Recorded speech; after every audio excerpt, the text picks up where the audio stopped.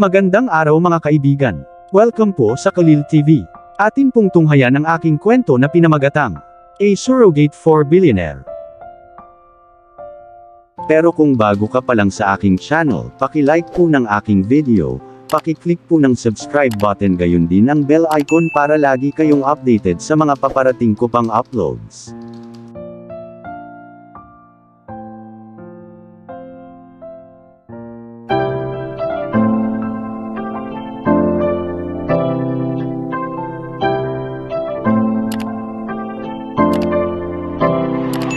Kalil TV. Part 31.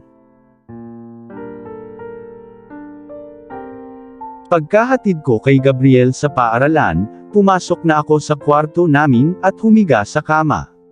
Hindi ko maiwasang isipin si Sebastian, 2 oras na ang nakalipas, pero parang 10 taon na agad at namiss ko siya. Namiss ko lang siya ng sobra.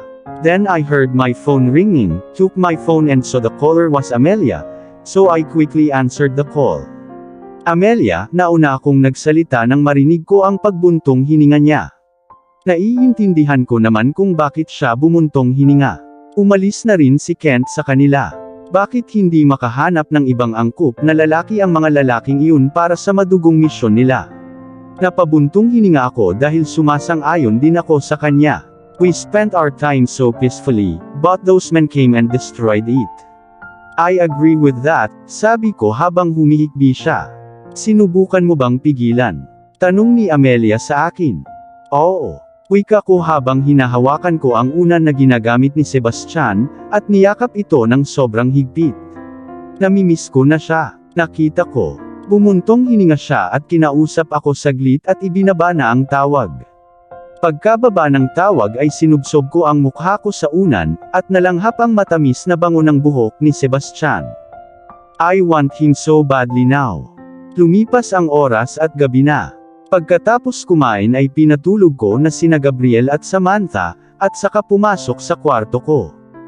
Naligo ako at nagpalit ng isang sando ni Sebastian habang umakyat ako sa kama.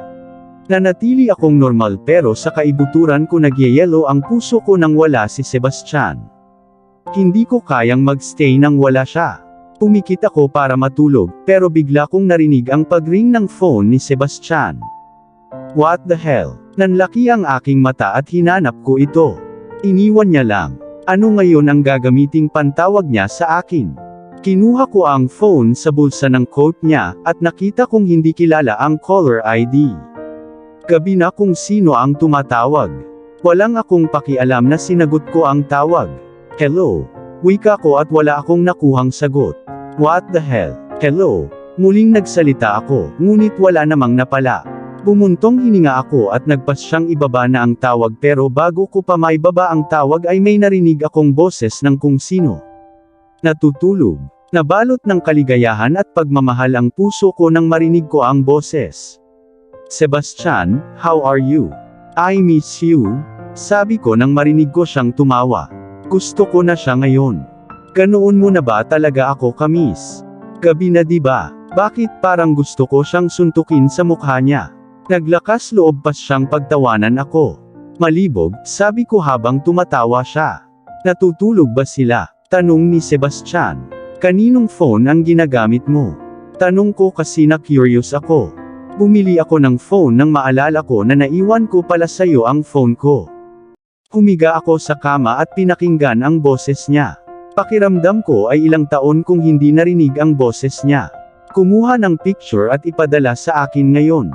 Narinig kong sabi niya sabay buntong hininga. Ano?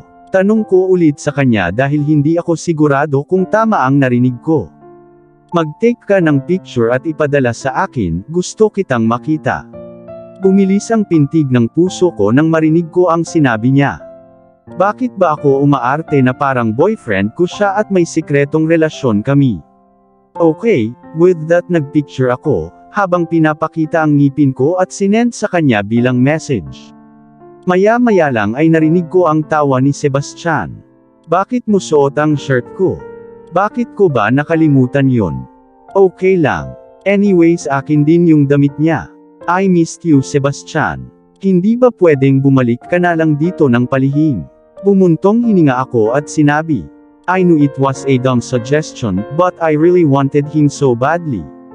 Darating ako makalipas ang 3 buwan at mahal na mahal kita. Alexa, I'm not sure that I would be able to call you again, dahil hindi maganda ang signal sa lugar na pupuntahan namin, kaya wag kang matakot. Tatawagan kita kapag may nakuhang signal doon, okay? Nababalot ng disappointment ang puso ko, pero naiintindihan ko naman ang sitwasyon niya. Okay Sebastian, call me. I love you so much, please be safe. If there's any danger, stay away or run, okay? Wika ko habang tinatago ang kaba. Okay asawa ko, mag-iingat ako. Ibababa ko na at matulog ka na. With that, after waiting for a few seconds, ibinaba na ni Sebastian ang tawag. Pagkababa niya ng phone, ay naramdaman kong naging walang laman ang buhay ko. Masyado ba akong umaasa sa kanya? Kaya ba hindi ko kayang manatili na wala siya kahit isang araw? O sadyang walang hangganan ang pagmamahal ko sa kanya? Wala akong maintindihan. Pinikit ko ang mga mata ko para matulog habang yakap-yakap ko ng mahigpit ang isa niyang sando. This is the first time I spent a night without Sebastian around me, after we married. Sa tuwing nandyan siya, kahit nasa bahay ako ni na Mark, at least si Sebastian ay dumadating ng gabi, at nakikisama sa akin, kaya hindi ako sanay sa biglaang pagbabagong ito. Lumipas ang oras at halos 2 buwan na. Hindi na ako kinausap ni Sebastian pagkatapos ng araw na iyon. I tried to call him many times pero may signal problem. Hindi ko mapagaan ang isip ko, dahil bawat araw pakiramdam ko ay 10 taon na wala siya. Halos 2 buwan na ang lumipas pero deep inside of me, araw-araw akong namamatay na wala siya. Sabi ni Amelia, isang araw lang din siyang tinawagan ni Kent at pagkatapos noon, ay wala na itong natanggap na tawag mula rito. Tinatanong tuloy ako ni Samantha kung nasaan ang daddy niya, at naiiyak pa siya dahil namimiss niya ito. Sobrang spoiled ni Sebastian si Samantha, at hindi niya kayang manatili na wala siya ngayon. I don't know how to answer her questions, and I was always helpless, when it comes to Sebastian's whereabouts. Lalong tumindi sa loob ko ang pakiramdam na mawala siya, at hindi ko alam kung bakit, pero sa hindi ko malamang dahilan ay naramdaman kong may masamang mangyayari. Pinilit kong kalimutan ang walang kwentang pakiramdam na iyon, dahil kahit anong mangyari kay Sebastian at kailangan kong maghintay.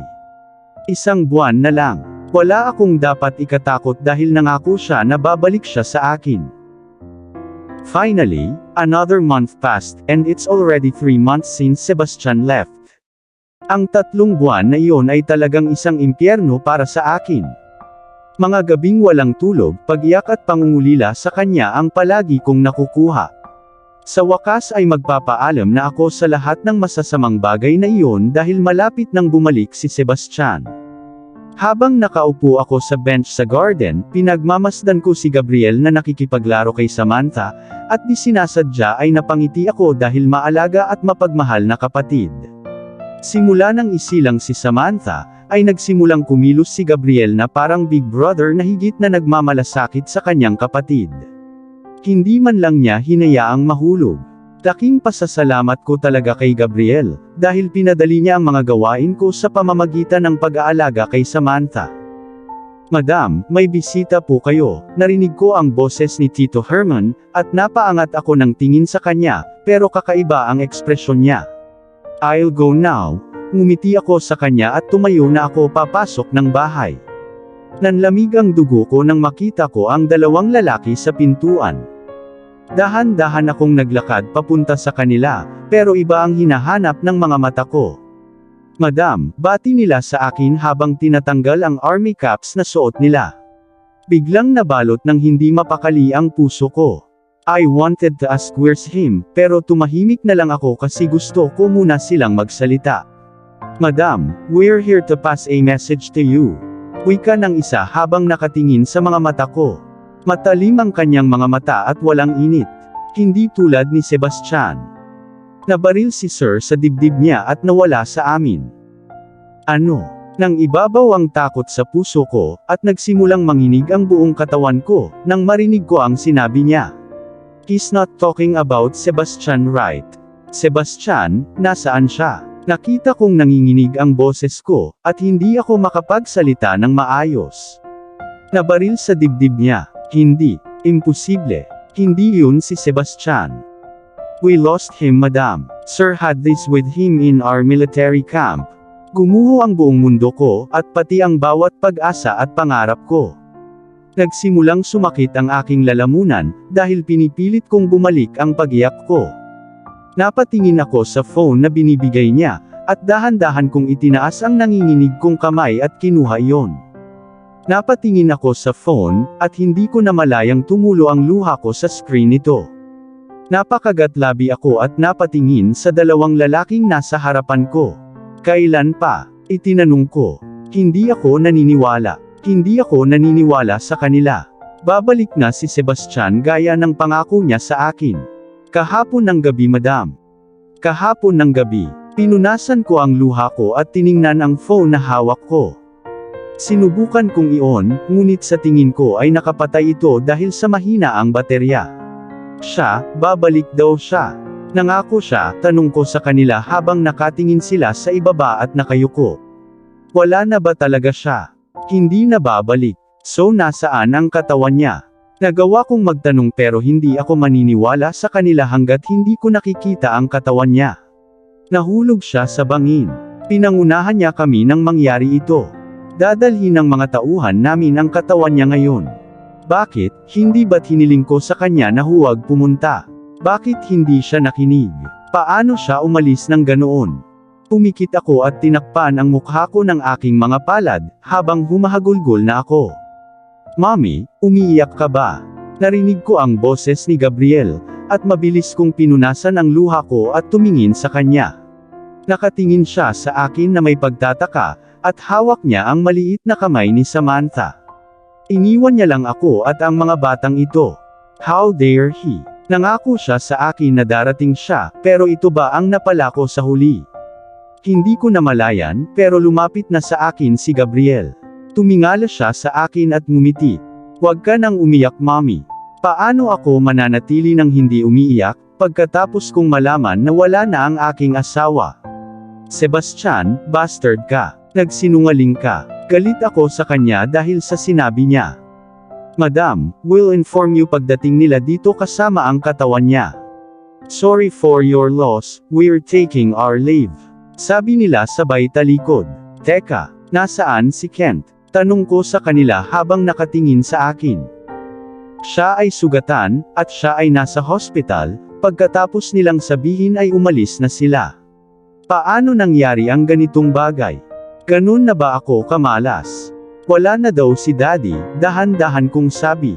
Hindi ko alam kung maiintindihan ba ito ni Gabriel o hindi, pero hindi ko alam kung paano sasabihin sa kanila na hindi na babalik ang daddy nila. Hindi ako ganoon kalakas, at hindi ko rin sila kayang paiyakin. Hindi ako handa na bitawan siya. Paano niya ako nagawang iwan ng ganoon na lang? Nasaan? Tanong sa akin ni Gabriel habang umiiling, hindi ko masabi sa kanila. Paano? Maliit lang silang bata. Napatingin ako kay Samantha, at nakita kong nakatingin lang siya sa akin na may inosenteng mata. Natarante siya at hindi niya alam kung anong nangyayari at may nangyari na sa daddy niya. Nasa malayo. Gabriel, ingatan mo si Samantha saglit, okay baby? Lalabas ako saglit. Babalik agad ako. Hinalikan ko silang dalawa sa noo, at tumango naman sila sa akin habang nakangiti. Pumasok ako sa kwarto at mabilis na nagpalit, at nilagay ang phone sa kamay ko para mag-charge habang papalabas ako ng kwarto. Gusto kong kumpirmahin ito. Hindi ako naniniwala. Malakas siyang tao, at hindi siya aalis ng ganoon habang alam naming hinihintay siya. Lumabas ako ng bahay at nagpaalam sa driver na dalhin ako sa ospital. Alam ko kung saang ospital si Kent tumutuloy kaya pumunta ako doon. Pagpasok ko sa ward, nakita ko si Amelia na nakatingin kay Kent habang nagpupunas ng luha. Naghintay ako saglit at nakita ako ni Amelia. Umiti siya sa akin at pumunta ako sa kanya habang nakatingin ako kay Kent. Siya ay nasugatan at ang kanyang katawan ay natatakpan ng mga benda. Puno ng emosyon ang mukha niya nang makita ko, kaya pinitik ang puso ko. Kent, nasaan siya? Tanong ko habang nakatingin sa akin. Naikuyom niya ang kanyang panga at namula ang kanyang mga mata. Bakit niya ako tinitingnan ng ganito? Don't look at me like that, just tell me. Nasaan si Sebastian? Bakit wala siya dito sa inyo? Tinanong ko siya. Umiling siya at umiwas ng tingin sa akin. Wala na siya. Wala na siya. Ano? Saglit kong pinagmasdan ang mukha ni Kent, at nakita kong puno ng lungkot at sakit ang mukha niya. So totoo pala. So totoo ba? Tanong ko ulit sa kanya, habang nakatingin siya sa akin at tumango. Parang may tumutusok sa puso ko ng 1,000 matalas na kutsilyo. Hindi naman ibang tao, si Sebastian lang. Without asking anything from him, tumalikod na lang ako at umalis. Lumabas ako ng ospital habang pinupunasan ang luha ko. Ewan ko lang, paano ako mabubuhay nang wala siya ngayon. Masakit talagang maniwala na hindi na siya babalik sa akin. Ang mga alaala ay pumasok sa aking isipan sa sobrang sakit. Ang aming unang pagkikita ay napakasama, ngunit hindi iyon naging hadlang sa paglapit niya sa akin. Sinaktan niya ako pero dumating siya sa buhay ko ng pilit. Ngayon wala na ang lahat. Sumakay ako sa kotse, at sinandal ang ulo ko at tumingin ako sa labas ng bintana, pero napuno ang isip ko ng ngiti ni Sebastian, noong araw na iyon bago sumakay ng jeep. Tiningnan ko ang singsing sa daliri ko, at naramdaman kong napunit ang puso ko sa mga bagay na ito na isinuot niya sa akin at sa lahat ng alaala niya. Bakit nangyari ito sa akin? Hindi ko lang siya maalis sa isip ko. Yung ngiti niya, yung pang-aasar niya, yung pagyakap niya at yung oras niya kasama ako. Napahawak ako sa damit ko nang mamasa ang aking mga mata, at tumulo ang mga luha ko. Hindi ako handang bumitaw. Hindi man lang kami nagkaroon ng pagkakataong magsama ng higit sa 3 taon. Ano ito? Sinabi ko sa kanya na huwag pumunta. Sinabihan ko na siya pero umalis pa rin siya. Nasusuklam ako. I hate those bastards na dumating at kinuha siya nila. Bakit hindi na lang sila namatay nang hindi hinayaan na mamatay si Sebastian ko? 2 taon lang si Samantha at sobrang liit niya. Hindi na niya maalala ang daddy niya kapag lumaki na siya. Sabi ko kay Sebastian, bakit niya ako iniwan ng ganito? Paano ko ipapaliwanag sa mga anak ko na wala na ang daddy nila dito sa amin? Hindi. Darating siya gaya ng ipinangako niya sa akin. Umuwi na ako at pagkapasok ko sa bahay, ay nakita ko ang daddy ni Sebastian na buhat-buhat si Samantha. Habang nakikita ko siya, ay hindi ko na napigilang tumulo ang luha ko. Ibinaba niya si Samantha nang makita niya ako. Mabilis akong humakbang papunta sa kanya at niyakap siya habang humahagulgol. Tinapik niya ang likod ko, at hinalikan ang tuktok ng ulo ko. Siya rin ang ama para sa akin. Sebastian. Tumingala ako sa kanya at nakapagsalita ng ilang salita habang namumula ang mga mata niya. Nakita ko ang sakit sa mga mata niya at para siyang nawala lahat sa mundong ito. Sabi niya after finding Sebastian's mother's death na buhay siya dahil kay Sebastian, pero ngayon wala na din siya, hindi ko na alam gagawin niya. Be strong Alexa. I'm passing everything to you. When Gabriel turned 18, you passed everything to him. Sebastian asked me to do this bago siya umalis. Hinawakan ko ang shirt niya at umiyak. Sinabi ba talaga ni Sebastian ang mga bagay na iyon bago siya umalis? I don't want anything. Please, I just want him back. What is the value of these things if he's not here with me and my kids? Please Dad. I want him back. Bakit nangyari ito? Hindi. I want my Sebastian back. Paano ako mabubuhay kung wala siya?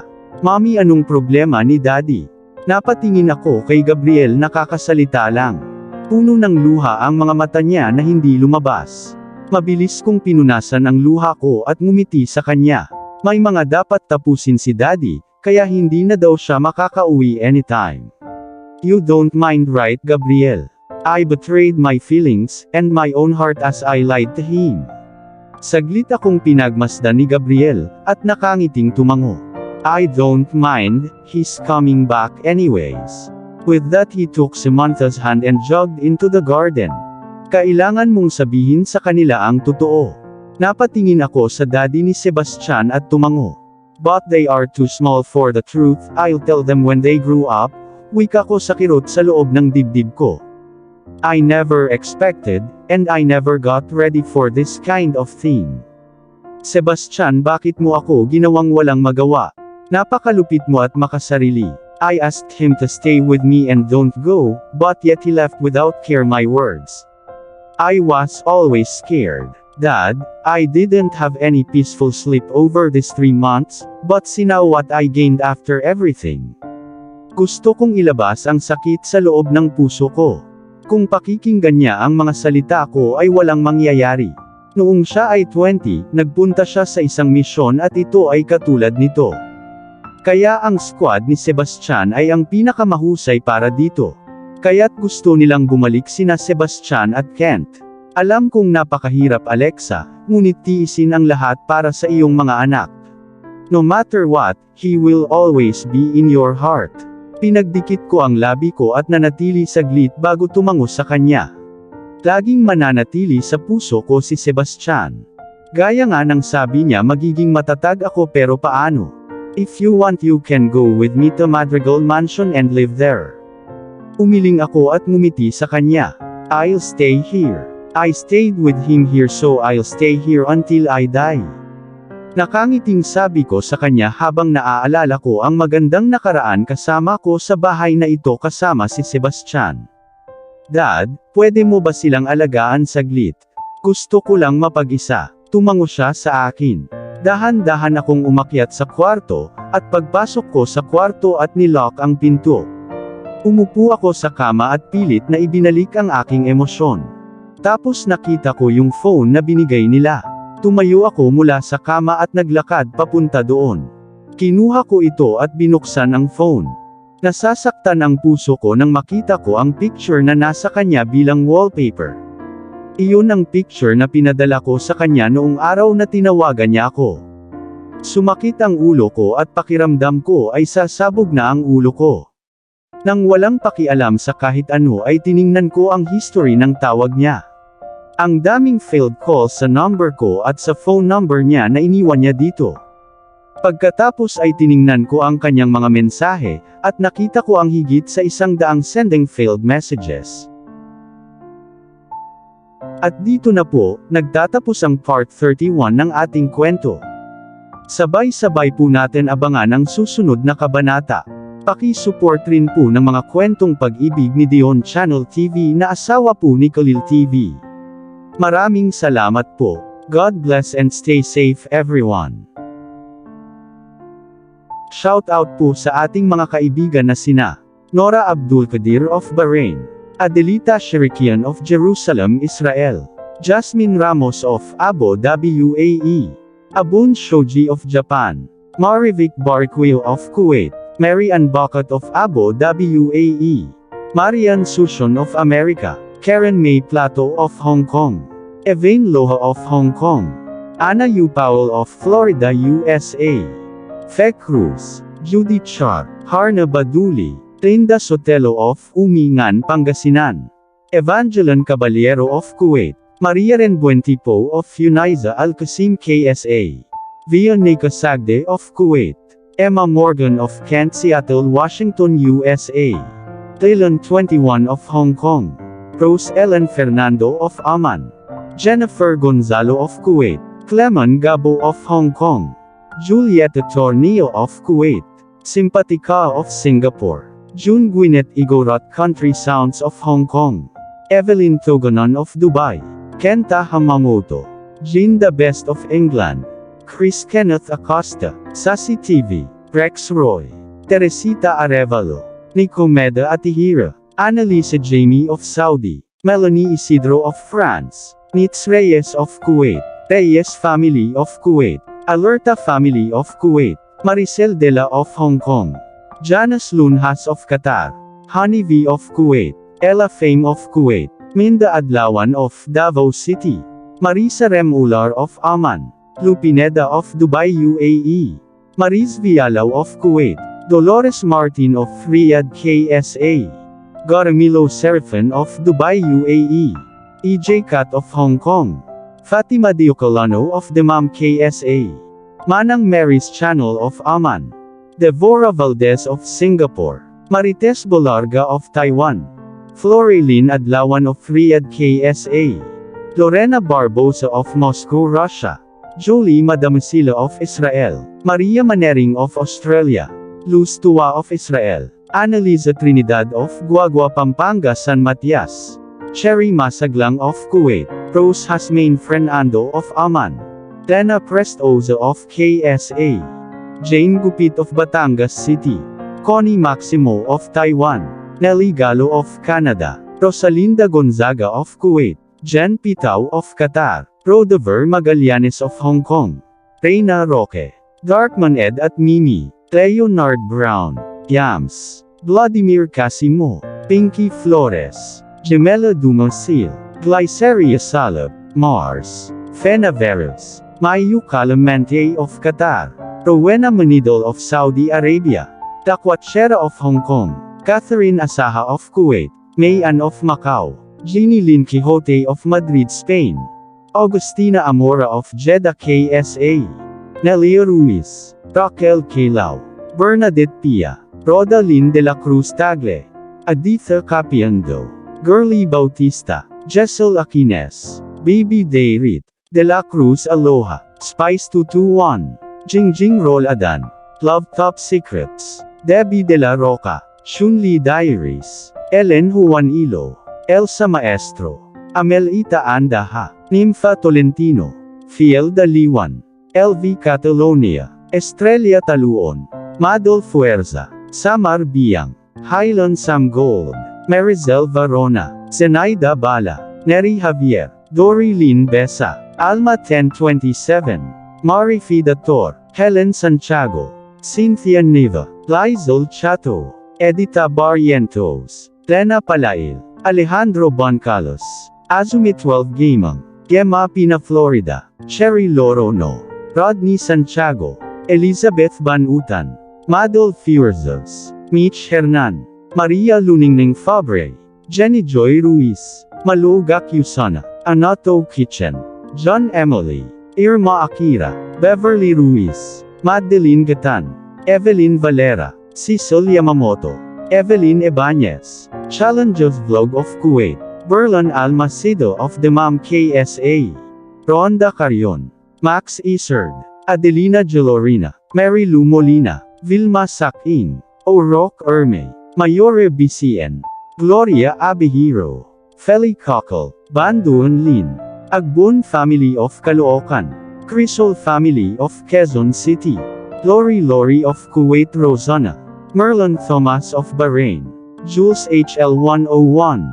Honese Basco of Qatar. Angelica Feboa Montajes at sa mga anak niya na sina Tina and Penty of Finland and Anne of Dubai. Marshall Lemery of Israel. Ariel Kababat of San Rafael, Bulacan. Eugene Salcedo and Isagani Lacheca from Hatchery of San Rafael, Bulacan. Naranjo Luz of Hong Kong. Zenaida Bolo of Riyadh KSA. Nenita Dagohoy. Rowena Libona. Mary Jane Gono. Lorena Coloma. Pami A. Kamsa. Betty Lulosnung of Hong Kong. Sia Sampok of Riyadh, Saudi Arabia. Josie Borilio. Femalig Onlina. Marilyn Batuigas 20. Tunog Relaxing. Shalimar Vergara. Sunida Abo. Jassy Baking. Hala Aguilan. Jeff Felgayo. Chris Elda Mausisa. Bonifacio Ramos. Rose Estoy. Romnick D. Jelon Dennis Ruiz. Gurdeep Singh Brar. Juliet Tamayo. Blessy Abetria. Amorlin Selga. Maraming salamat po sa suporta at ingat po lagi tayong lahat. God bless.